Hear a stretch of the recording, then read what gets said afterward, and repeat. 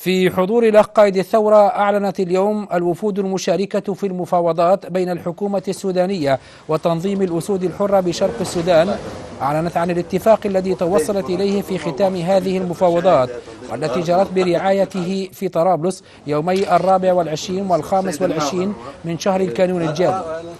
وينص هذا الاتفاق على برنامج زمني لتنفيذ اتفاقية طرابلس الموقعة بين الطرفين في 14 من شهر الصيف يونيو 2000 مسيحي. وقد تسلم الأخ القائد محضر هذا الاتفاق خلال استقباله اليوم لوفدي الحكومة السودانية برئاسة كمال عبيد أمين العلاقات الخارجية بالمؤتمر الوطني السوداني، وتنظيم الأسود الحرة برئاسة المبروك مبارك سليم رئيس التنظيم الأمين العام لجبهة شرق السودان. يرافقهما وفد قبيلة الرشايدة في السودان برئاسة ناظر عموم القبيلة هناك أحمد حميد البركي، وقبيلة الرشايدة البراعصة بالجماهيرية العظمى، اللذين كانا قد شاركا في هذه المفاوضات كمراقبين. مجموعة منا وأعضاء وفد الحكومة وبعض شهود من قبيلة الرشايدة يمثلهم الناظر أحمد حميد بركي. كما يشارك أيضا في حضورنا اليوم الرشايدة نتاعين ليبيا قبيلة البراعصة الأستاذ عبد الرازق ومحمد الطاهر الأخ محمد الطاهر. وكانوا معنا البارحة الأخوين فايز البغيري ومبارك الدويلة هذما من برلمان أو مجلس الأمة في الكويت، يبلغونك التحيات والسلام والتقدير، وكانوا بود يكونوا معنا لكن الارتباط حقيقة هم غادرا البارح الساعة 11 مساء. وفد الحكومة ووفد تنظيم الأسود الحرة برئاسة الأخ مبروك مبارك سليم كان قد التقيا في سنة 2000 يوم 14/6/2000، ووقع اتفاق بينهما بموجبه يتم رجوع الفصيل المسلح اللي موجود الآن في إريتريا بقيادة الأخ مبروك مبارك سليم إلى السودان. تأخرت لأسباب عديدة وبعض منها مبرر وفي أحيان كثيرة لا تبرير له. في لقاء يومي 24 و 25 من شهر الكانون الحالي، يعني أول أمس يوم السبت والأحد والبارحة بساعة متأخرة، توصلنا إلى محضر اتفاق لمتابعة تنفيذ ما تم الاتفاق عليه في طرابلس بين الحكومة وتنظيم الأسود الحرة بتاريخ 24/6/2000، وحددنا سقف زمني بعض منا ينتهي في 31/1 وبعض الخطوات تنتهي إن شاء الله تنفيذها في 31 من شهر 3 شهر الربيع. كلنا أمل وكلنا ثقة أن حضراتكم تباركون هذا الاتفاق، وربما برنامج احنا اختصرناه يحب الإخوان يسلموك ويقدم لك الشكر. وهذا هو محضر الاتفاق الذي تم ليلة البارحة، وفيه أيضا الاتفاق اللي هو موقع من الماضي. النقاش حقيقة راح وساد يعني جو روح طيبة وصادقة وإن شاء الله متبادلة من الطرفين، وبرعايتكم الكريمة وحرصكم المستمر على تحقيق السلام والاستقرار في ربوع القارة الإفريقية بشكل عام وفي الاتحاد الإفريقي في السودان بشكل خاص. حقيقة يعني قطعنا شوط، ونعتقد أن هذه الخطوة اللي تمت البارحة ستنعكس إيجابا على اللقاء الكبير الذي سيجمع جبهة الشرق اللي تنتظم فيها تنظيم الأسود الحرة من ناحية، ومؤتمر البجة أهل الشرق في شرق السودان، وحكومة السودان. سينعقد هذا اللقاء برعايتكم أيضا يوم 17 من شهر أي النار يعني القادم إن شاء الله. نتطلع إلى قفل ملف شرق السودان أو مشكلة شرق السودان بعد أن طلب الحكومة وجبهة الشرق تدخلكم شخصي، وأرسلا وفدين، وفد من الحكومة ووفد من قبيلة الرشايدة ومؤتمر البجة لأهمية وضرورة تدخلكم ورعايتكم لمفاوضات السلام بين الحكومة وجبهة الشرق. تعدل لي أخي القائد دكتور كمال عبيد، ثم كلمة للأخ مبروك مبارك سليم رئيس تنظيم الأسود الحرة، ونختتم بكلمة لناظر قبيلة الرشايدة في شرق السودان الأخ أحمد حميد بركي. تفضل يا أحمد. شكرا جزيلا. جزاك الله خير. بسم الله، الحمد لله، والصلاة والسلام على رسول الله وعلى آله وصحبه وآله. أبدأ بالتعبير عن سعادتنا أنا والإخوة من كل المشاركين في هذه المحادثات، وفد حكومة السودان وفد الأسود الحرة ومجموعة قيادات الإدارة الأهلية في قبيلة الرشايدة.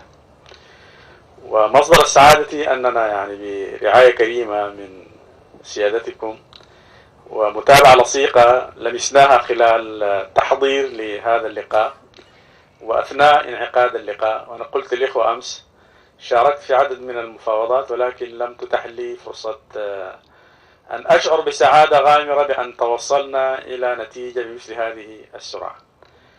وسبب من الأسباب القوية وراء الوصول السريع هو التحضير الجيد الذي تم، الذي قام به الإخوة في الجماهيرية، والرعاية الكريمة من القائد القذافي الذي ظل يتابع هذا الأمر خلال الفترة الماضية.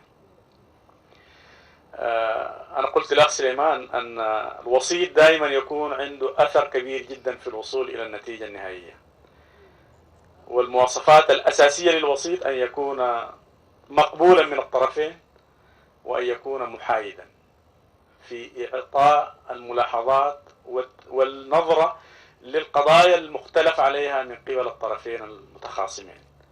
وهذا الأمر ينطبق على الإخوة في ليبيا انطباقا كاملا. ولذلك اللقاءات المستمرة التي جرت، قد تشرفنا بلقاءات سابقة مع الأخ القائد في الخرطوم، في لقاءات فكرية ولقاءات سياسية، بعضها داخل بيت الضيافة في الخرطوم وبعضها في قاعة الصداقة، كانت تعبر عن آراء متفق عليها ومشتركة بيننا فيما يتعلق بالوصول إلى نتائج لمعالجة هذه القضايا.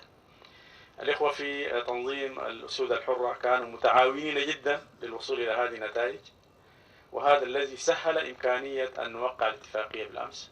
الإخوة قيادات الإدارة الأهلية على رأسهم الناظر في تحضيراتهم، وفد الذي جاء في المقدمة برئاسة الناظر أيضا ساعدوا كثيرا في الوصول إلى هذه النتائج. نحن نتطلع إلى أن الذي توصلنا إليه الآن وهو مستند أصلا على قاعدة اتفاقيات سابقة جرت في السودان، وكانت ذروة سنامة اتفاقية نيفاشا، أنه يكون بمثل هذا التحضير في يوم 17 القادم أيضا برعايتكم الكريمة وباجتماع هذه المجموعة من الحكومة السودانية والإخوة في جبهة الشرق في طرابلس، أن نتوصل إن شاء الله قبل انعقاد القمة الأفريقية في الخرطوم إلى نتائج إيجابية. يسعد أهل السودان بأن يأتي وفد القائد معمر القذافي للخرطوم وفي صحبته قيادات تنظيم جبهة الشرق وفيهم الأخ مبروك، ويكون هذه هدية العيد ال50 لاستقلال السودان تقدمها ليبيا للسودانيين بوصول هذه المجموعة، ويكون إن شاء الله هذا طي لهذا الملف وبداية عمل مشترك لكل قوى العمل السياسي في السودان لإنجاز مراحل العمل التنموي الذي تأخر كثيرا بسبب كما قلنا في كلمتنا في الجلسة الافتتاحية العجز السياسي والأداء الفوضوي الذي كانت تقوم به كثير من القوى السياسية، الذي يمكن أن نكون قد تجاوزناه الآن للوصول إلى نتائج موجبة وقوية. أنا في ختام كلمتي أنقل تحية الأخ المشير عمر حسن أحمد البشير رئيس الجمهورية رئيس المؤتمر الوطني، الذي كلفنا بأن نكون على درجة من المرونة للوصول إلى هذه النتيجة لتشريف الإخوة في ليبيا في إنجاز هذا الملف بأسرع وقت ممكن. وأظن الآن يمكن أن نرجع للأخ المشير البشير ونبلغ أننا قد التزمنا بتوجيهاته وتوصلنا تحت رعايتكم لهذه النتيجة العاجلة السريعة. وأعد بأننا ووفدنا إن شاء الله في المرة القادمة سنعمل بنفس التعاون الذي يمكن أن يوصل النتيجة النهائية إلى نتائج إيجابية ترضي طموحات إخواننا في ليبيا، أن يكون هذا الملف قد طوي على أيديهم. نحن شاكرون لهذه المقابلة وهذه الفرصة، وشاكرون للرعاية الكريمة التي حظي بها الوفد خلال إقامته في الجماهيرية، وهذا نحسب جزء من التعبير الأصيل الذي ظللنا نسمعه دوما من الإخوة في ليبيا، التعبير العملي للمساهمة في حل مشاكل الدول الأفريقية وعلى رأسها الاهتمام بقضية السودان. شكرا جزيلا والسلام عليكم ورحمة الله وبركاته. بسم الله الرحمن الرحيم، والصلاة والسلام على أشرف المرسلين سيدنا محمد صلى الله عليه وسلم. الأخ القائد العظيم معلم الشعوب، تحية طيبة. نحن اليوم سعيدين غاية السعادة بأننا كنا بالأمس فرقاء ونتحارب اليوم في هذه القاعة المباركة، وإمام القائد العظيم الحمد لله نسلمه ما اتفقنا عليه، ونحن اتفقنا عليه في سنة 2000 في شهر 6، وهو أول اتفاق مع الحكومة السودانية تحت رعاية الأخ القائد. نسأل الله سبحانه وتعالى أنه يتنفذ الآن. وبما أنني الأمين العام لجبهة شرق السودان، عندما جلسنا قلنا في الورقة التي قدمناها للأخ القائد عندما أتينا في شهر رمضان المبارك، وقدمنا إلى الأخ القائد ورقة تحدثنا فيها عن تنفيذ اتفاق طرابلس سنة 2000 في شهر 6، وهذا يعتبر جزء من جدول أعمال جبهة الشرق التي سوف تجتمع هنا برعاية الأخ القائد بأمر الله يوم 17. ولنا شرف عظيم أن نصل إلى حل ونقوم برفقة الأخ القائد للخرطوم بأمر الله تعالى، جبهة الشرق جميعا إن شاء الله. لا يفوت علي أن أشكر الأستاذ سليمان الشحومي وما قدمه هو والتيم الذي كان يرافقه، وأشكر الأخ ناظر عموم قبائل رشايدة الذي أتى وله 20 يوما في الخرطوم، هو والعمد الذين كانوا يرافقونه من أجل الوصول إلى هذه النتيجة، وكذلك الأستاذ عبد الرازق والأخ محمد الطاهر من قبيلة البراعصة الذين هم والرشائدة أخوة وأبناء عمومة وقبيلة واحدة.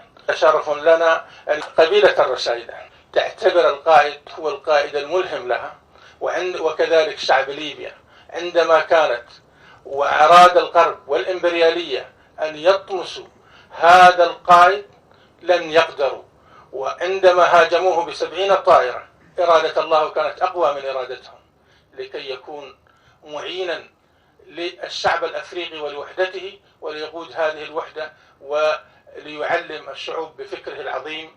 وكذلك أننا في هذا اليوم سعيدين سعادة كبيرة جدا بوجودنا مع الأخ القائد وفي ضيافته، وكما أننا نشكرك أيها الأخ القائد ونسأل الله أن يديم لك الصحة والعافية ويطيل في عمرك لكي تساعد هذه الشعوب المغلوبة التي في حوجة إلى فكرك ومساعدتك. وشكرا، والسلام عليكم ورحمة الله تعالى. أعوذ بالله من الشيطان الرجيم. بسم الله الرحمن الرحيم. قال المولى عز وجل: اعتصموا بحبل الله جميعا ولا تفرقوا واذكروا نعمة الله عليكم إذ كنتم أعداء فألف بين قلوبكم وصرتم بنعمة أخوانا. قال الرسول صلى الله عليه وسلم: أن المؤمنين في توادهم وتراحمهم وتعاطفهم كالجسد الواحد إذا اشتكى منه عضوا تداعى سائر الجسد بالسهر والحمى. وهذه العبارة طبعا تبناها الأخ القائد العظيم في إصلاح هذه المجتمعات، وإن شاء الله وربنا ندعي له أن الله يطول لنا في عمره، وأن الله يقدم في أيامه، وأن الله يجعله ذخر للأسلاف والمسلمين، وأن الله يجعله إن شاء الله دائم لفعل الخير لهذه الأمة المغلوبة على أمر.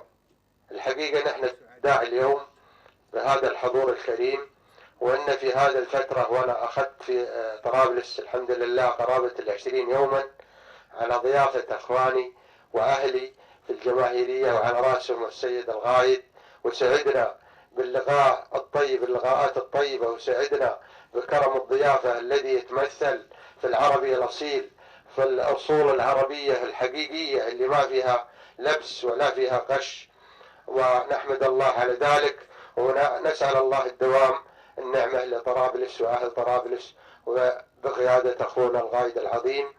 الحقيقة يا أخ القائد نحن غمرنا فيه أكثر من ما يتوقع الإنسان من كرم الضيافة ومن الحفاوة الطيبة.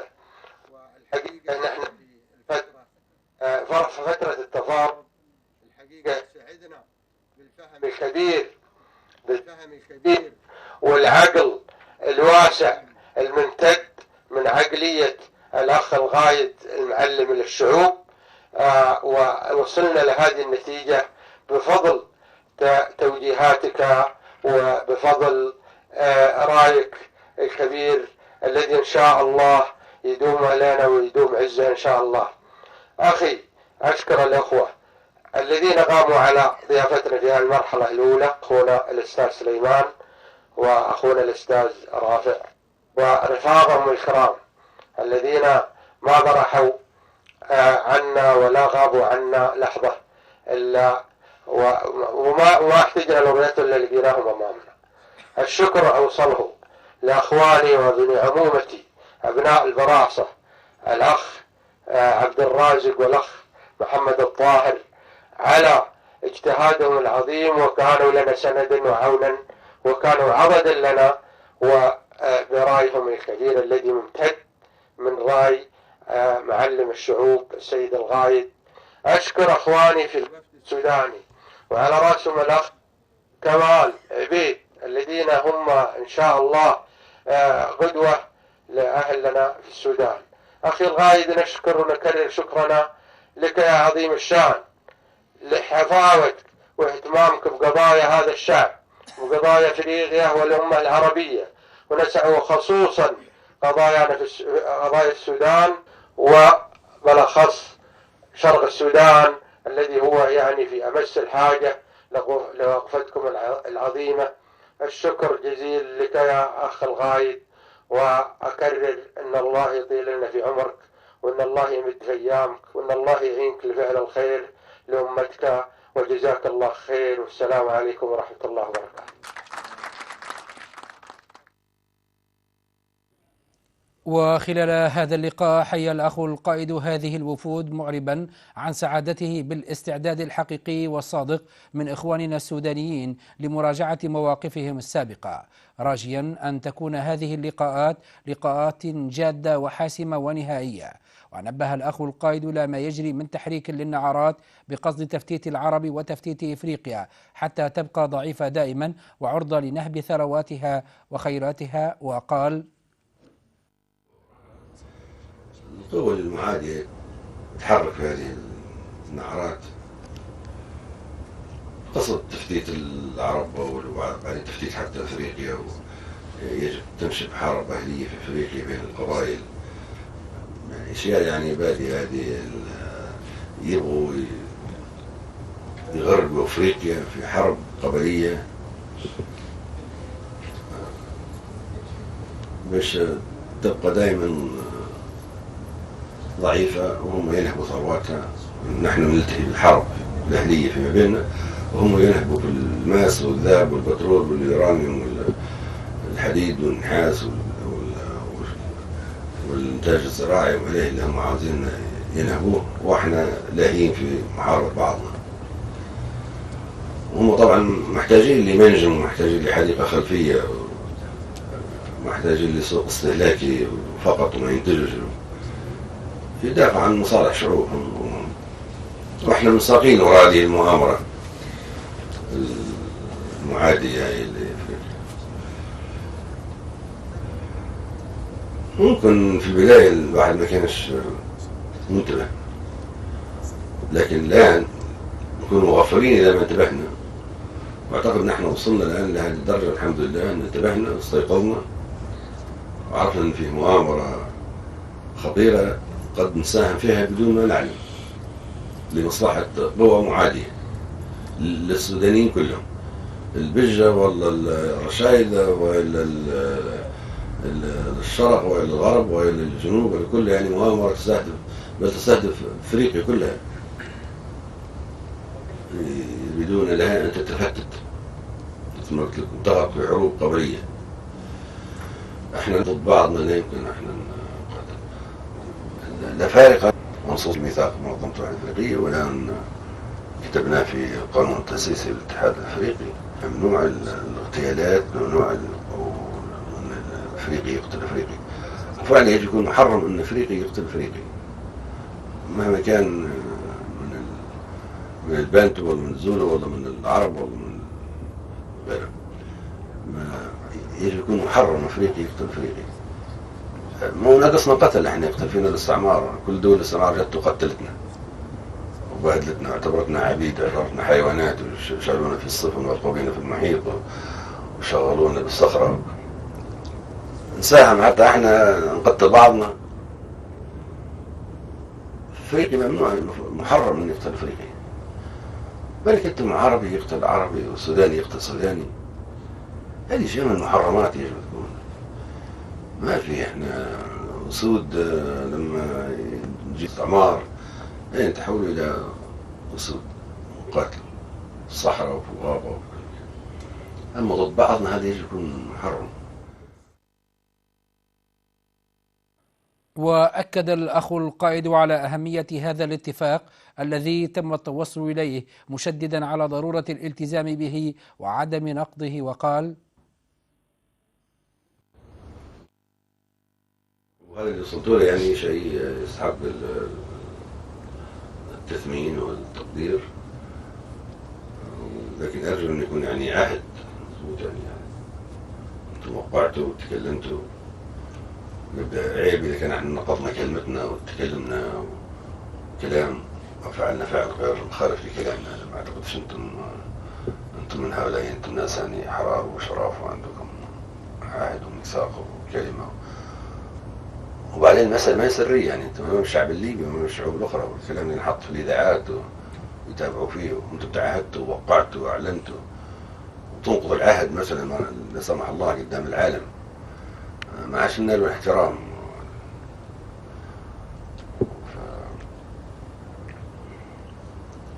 أرجو أن ننطلق من هذا المكان وهو المبروك عنده يعني نفوذ وسيطرة على الشباب الثائرين والمقاتلين في الرشايد وفي المنطقة كلها، في الجوغر، في شرق السودان. يقدر يتحرك، يعني يبدأ من الآن يقنع الشباب ويقنع الناس بهذا الكلام، وهو أكيد قدوة يعني لهم، ولما يكلموا هذا الكلام أكيد هم بيسمعوا كلامه، هم يعني ينفذوا أوامر حتى في الموت والحرب، ما بالك يجيهم بكلام السلام. أعتقد أنه يعني قادر يتعهد أمامنا أنه قادر على أن ينهي إن شاء الله هذا النزاع المسلح وندخله للخرطوم. زين، أنا يعني مقدر مجيكم لبلدكم ليبيا، وانكم تجوني أنا وتجوني إخوانكم الليبيين، هذا يدل على ثقتكم فينا وتقديركم لنا، وهذا يعني حمل بالنسبة لنا ثقيل وأمانة ومسؤولية. لكن أنتم أرجو أنكم يعني ما تسببوناش أحباط بالأخير تم فيكم، وما اعتقدش أنتم يعني تعملوا عمل زي هذا. والله اللي مقدر يعني تجوا من السودان، من أقصى السودان، يجوا من الجنوب ويجوا من الشرق الآن ويجوا من الغرب من الخرطوم، يجوا من هنا في هذه الخيمة. هذه أمانة حقيقة ومسؤولية وثقة كبيرة يعني منكم فينا. أرجو أن احنا نكون أهلا لهذه المسؤولية. شكرا.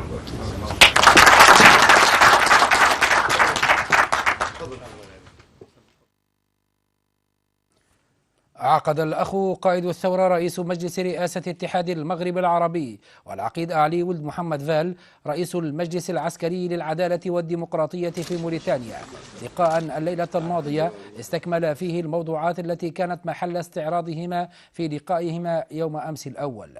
وخلال هذا اللقاء الذي عقده الليلة الماضية بحضور اللواء أبو بكر يونس جابر، استكمل الأخ القائد والعقيد فال استعراضهما لمسيرة الاتحاد الإفريقي العظيم ولعدد من القضايا الإقليمية والدولية ذات الاهتمام المشترك. هذا وحضر اللقاء الوفد الموريتاني المرافق والأخوان أمين اللجنة الشعبية العامة للاتصال الخارجي والتعاون الدولي وأمين عام تجمع سين صاد.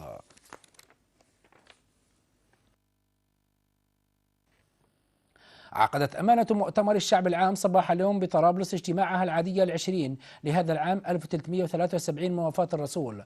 وقد صادقت الأمانة خلال هذا الاجتماع على محضر اجتماعها السابق، واستعرضت الأمانة في اجتماعها هذا جملة من الموضوعات والقضايا المطروحة على جدول أعمالها، وذلك في إطار متابعتها لتنفيذ قرارات المؤتمرات الشعبية الأساسية واختصاصاتها المنصوص عليها في القانون رقم 1 لسنة 1369 من وفاة الرسول، وذلك بشأن المؤتمرات الشعبية واللجان الشعبية.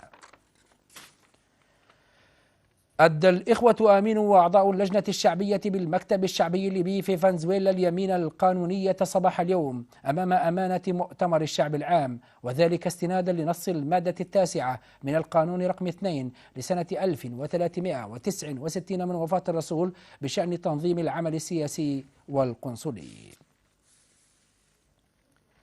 تم بقصر الثقافة بطرابلس التوقيع على عقود نشر 100 كتاب للأدباء والباحثين الليبيين في مختلف مجالات الثقافة والأدب والمعرفة. في احتفالية ثقافية بهيجة تجسد وتعكس زخم الإبداع الثقافي في الجماهيرية العظمى، وبحضور حشد من الأدباء والكتاب والمبدعين، تم بقصر الثقافة بطرابلس يوم أمس الأول التوقيع على عقود نشر 100 كتاب للأدباء والباحثين الليبيين في مختلف مجالات الثقافة والأدب والمعرفة. كان في مقدمتهم كل من الأديب والكاتب والمؤرخ الأستاذ خليفة التليسي، والأديب الكاتب المؤرخ الأستاذ علي مصطفى المصراطي، والأديب الروائي العالمي الأستاذ إبراهيم الكوني. وحيا الأخ أمين اللجنة الشعبية العامة للثقافة في كلمة له في مستهل الاحتفالية الكتاب والأدباء والباحثين، معربا عن مشاعر الفخر والاعتزاز بما توليه ثورة الفاتح العظيم من رعاية واهتمام متواصل بالإبداع الثقافي والأدبي والكتابة والنشر. ومن جانبهم عبر عدد من المشاركين في الاحتفالية من أدباء وكتاب وباحثين عن تقديرهم واعتزازهم بما توليه ثورة الفاتح العظيم من رعاية متواصلة وتشجيع للمبدعين في كافة مجالات العطاء الثقافي، مؤكدين أن نشر 100 كتاب دفعة واحدة يعكس ويجسد الاهتمام المستمر بحركة النشر والكتاب والمعرفة الإنسانية. وبعث المشاركون في هذا الحفل برقية للأخ قائد الثورة جاء فيها: إلى القائد المبدع الأديب المفكر العقيد معمر القذافي، قائد ثورة الفاتح العظيم، ثورة الإبداع والاندفاع نحو ذرى المجد وقمم الكبرياء، تحية الوفاء كله والحب كله إلى من عنق جبين المجد فسار المجد في ظله. نحن الأدباء والكتاب والباحثين والناشرين أصحاب القلم والقرطاس والسفر الذي يبقى والكلمة التي تقهر العدم والموت، إذ نلتقي اليوم في بيت الثقافة بطرابلس لنشهد معا ونصنع معا مشهدا ثقافيا علميا إبداعيا ما كان ليكون لولا عنايتكم ودعمكم وتوجيهكم واهتمامكم بالعلم والمعرفة والثقافة والإبداع الإنساني الذي يجسد الانتماء ويتحدى الفناء، انطلاق الحملة الكبرى والمستمرة بإذن الله للتأليف والترجمة والنشر التي تشرف على تنفيذها أمانة اللجنة الشعبية العامة للثقافة، وتهدف إلى نشر وتشجيع التأليف والكتابة والترجمة والبحث ضمن هدف كبير ليس كبيرا ولا كثيرا على ثورة عظيمة تقودونها وشعب حر يملك قراره ويحكم نفسه، يتمثل في شعار لم يعد شعارا بل يكاد يغدو حقيقة جميلة مثل كل الحقائق في جماهيريتنا الحبيبة: مكتبة لكل بيت، كتاب لكل قارئ. نهديكم أيها الكاتب المبدع والقائد الفذ أجمل ما في الوجدان وما يجري على كل لسان من آيات التقدير والثناء والعرفان. دعينا الله أن يرعاكم وأن يسدد خطاكم. دمتم ودام الفاتح أبدا وإلى الأمام. المشاركون في حفل توقيع عقود نشر 100 كتاب وانطلاق الحملة الكبرى والمستمرة للتأليف والترجمة والنشر، طرابلس بيت الثقافة 24 كانون 73 وفاة الرسول.